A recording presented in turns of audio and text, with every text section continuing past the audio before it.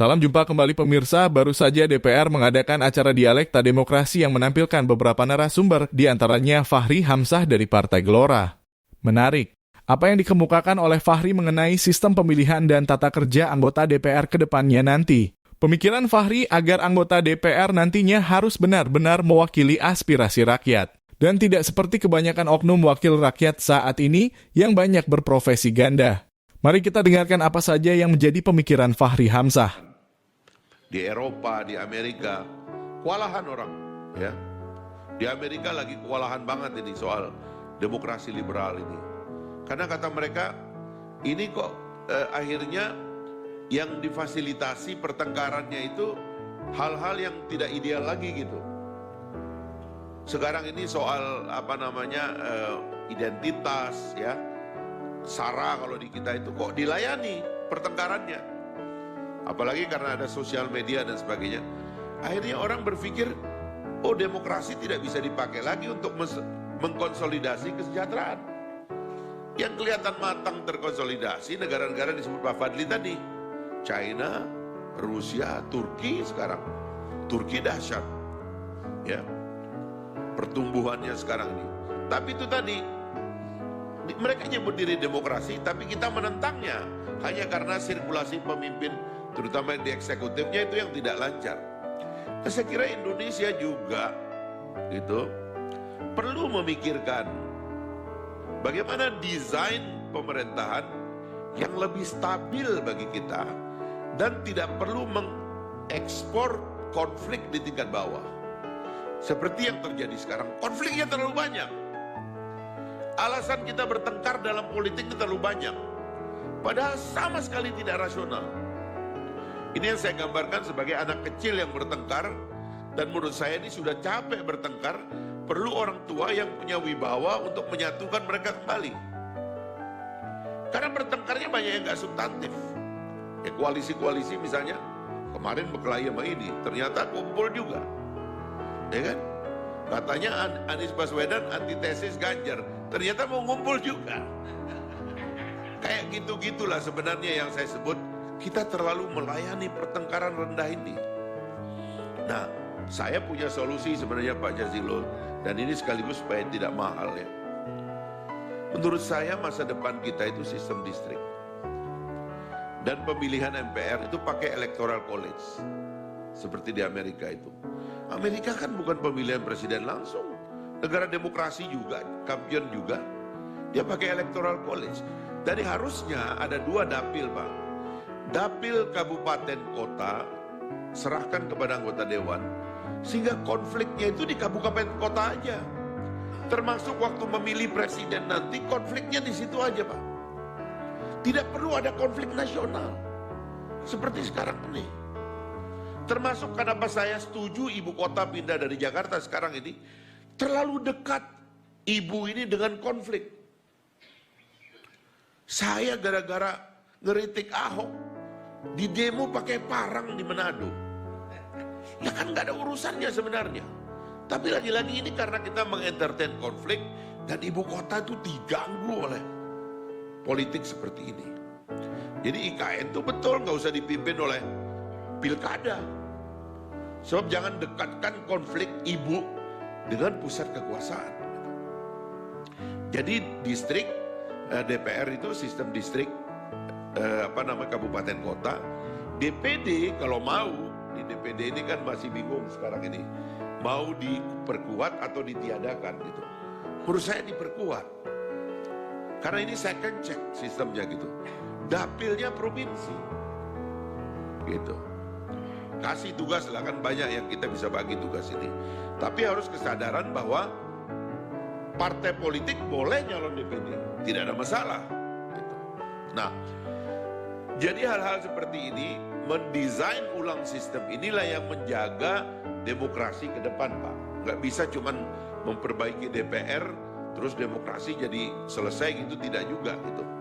Sebab kadang-kadang kalau kita tidak lihat gambar besarnya, ya seperti sekarang ini kan, kita dianggap tidak relevan, ya karena lagi-lagi sistem kepartean juga Pak Jazilul. Menurut saya sistem kepartean kita ini agak keliru mengadopsi kepartean dalam demokrasi. kepartean dalam demokrasi, kekuatan itu ada pada pejabat publik. Apalagi ini presidensial.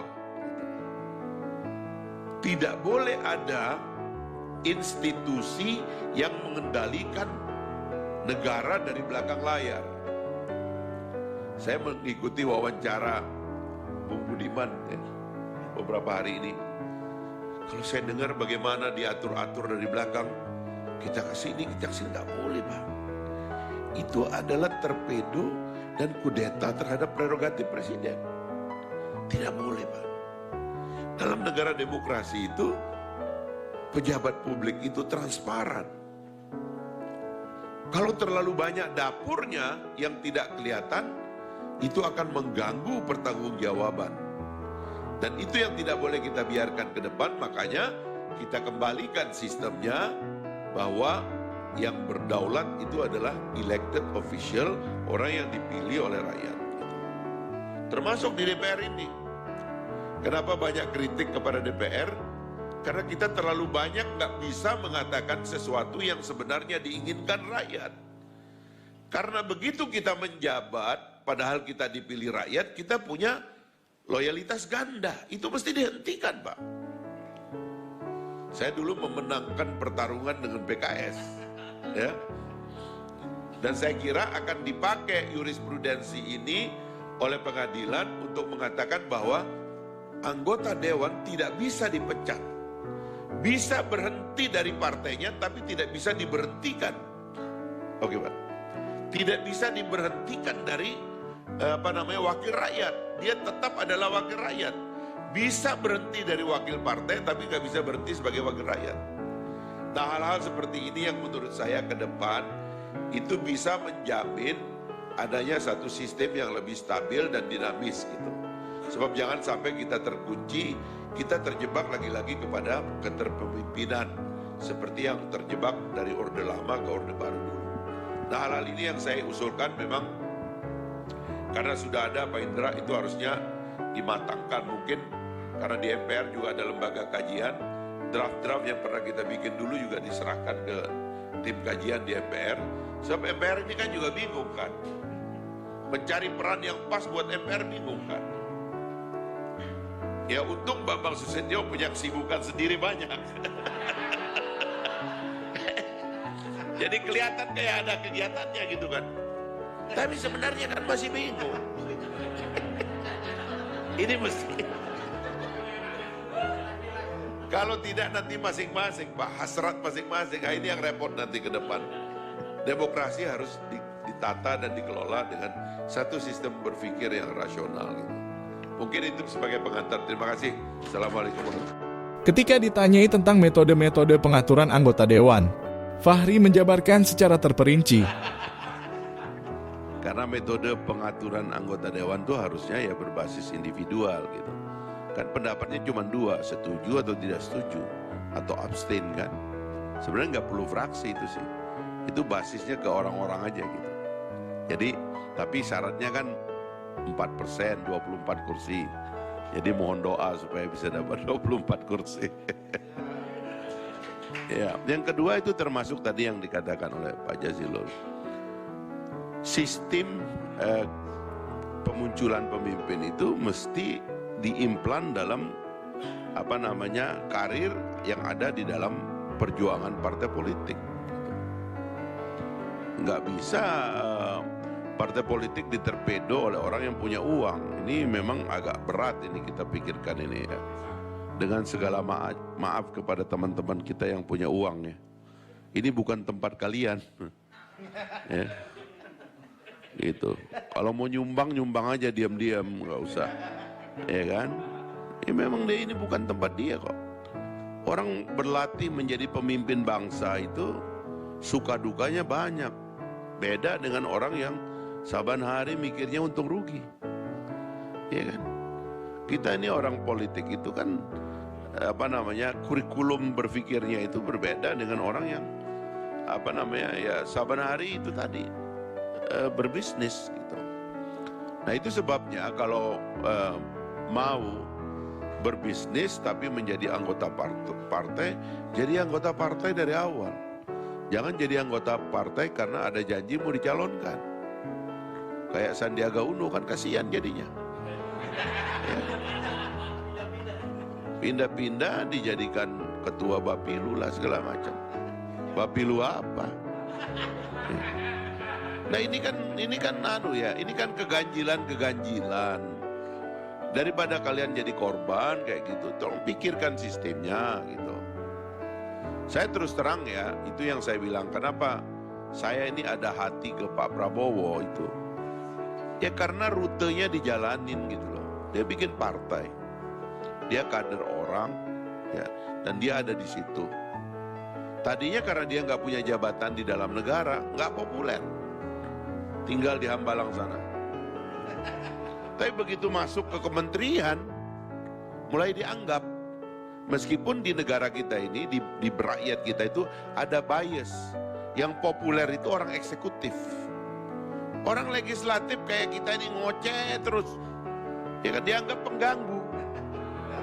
Jadi Mbak Puan udah jungkir balik gak dapat barang itu. Ganjar setiap hari selfie, ya kan, gunting pita. Dapat. Anies Baswedan, itu yang dapat. Ridwan Kamil, ya, bikin pusing Golkar sekarang. Karena lebih mau dicalonkan jadi wakil daripada ketua umumnya. Ya. Nah ini yang begini-begini ini kita mesti akhiri. Kita mesti perbaiki ini. Nah metodenya adalah itu tadi yang saya bilang. Kalau kita mau ngatur metode nominasinya, maka nominasi dulu baru survei. Gitu. Jangan survei dulu baru nominasi. Yang menang yang bayar survei. Biar aja dia surveinya setinggi langit tapi nggak dinominasi, biar kapok, ya kan?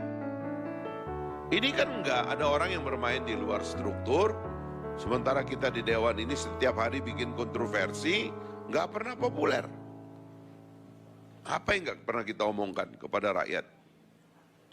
Apa yang nggak kita buktikan kepada rakyat? Sudah semua, Pak. Ya kan? Cuman ada orang yang tidak mau bikin kontroversi, tidak pernah berpendapat, kita juga tidak tahu poinnya tadi yang dikatakan Pak Jazilul. Koin aja dikeluarkan, poin nggak pernah. Ya kan?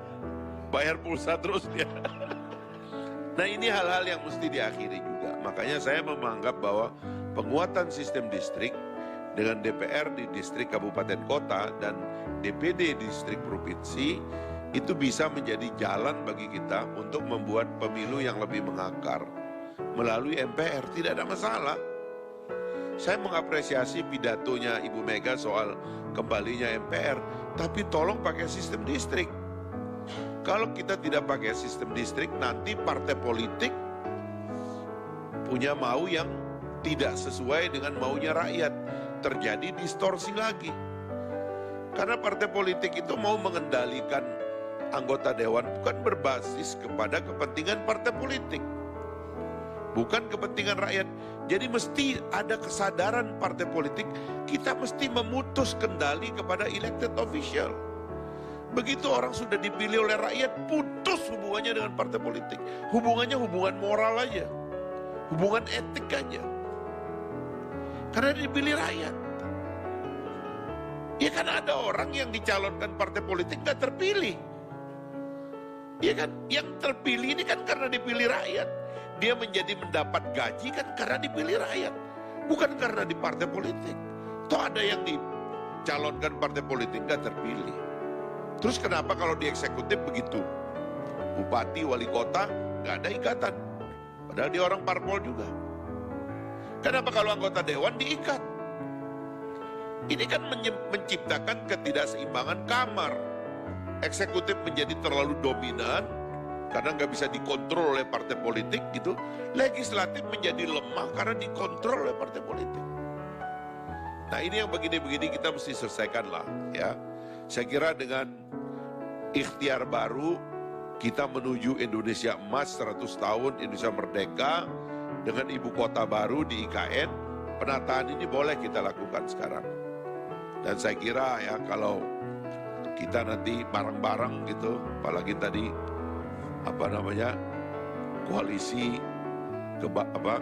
kebangkitan Gelora Indonesia Raya muncul, saya kira penataan ini bisa kita lakukan gitu. Saya kira itu aja, terima kasih. Terima kasih Bapak. Demikian pemirsa, pandangan serta usulan dari Fahri Hamzah. Apakah Anda setuju dengan apa yang dikatakannya? Silakan beri komentar di bawah, supaya kedepannya Indonesia bisa menjadi maju juga berkat pemikiran-pemikiran saudara sekalian.